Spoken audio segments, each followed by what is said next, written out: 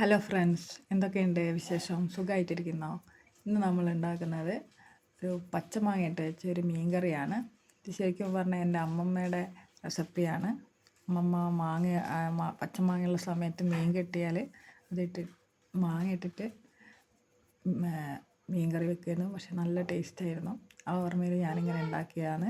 അത് നമുക്ക് ഇതിനാവശ്യമായത് നല്ല പുളിയുള്ള മാങ്ങനെ ഹാഫ് ഭാഗം മാങ്ങ മതി.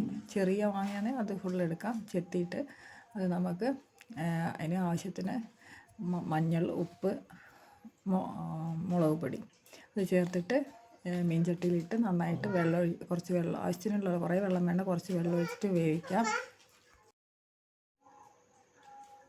ആവശ്യത്തിന് വെള്ളം ഒഴിച്ചിട്ട് നമുക്ക് വേവിക്കാം. അപ്പോൾ മാങ്ങ വേവുമ്പോഴത്തേക്കും നമുക്ക് ഒരു അരമുറി തേങ്ങ ചിരവി നന്നായിട്ട് അരച്ച് വെക്കാം.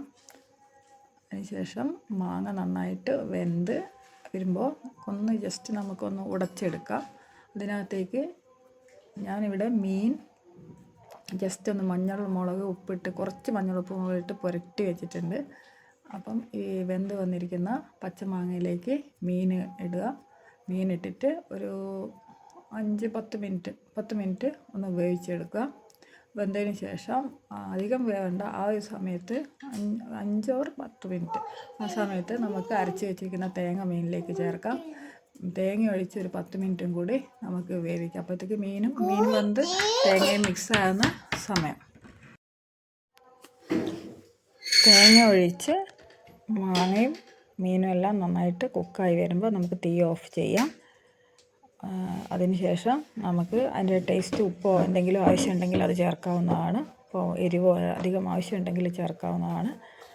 അതിനുശേഷം നമുക്ക് അതിനകത്തേക്ക് ഒരു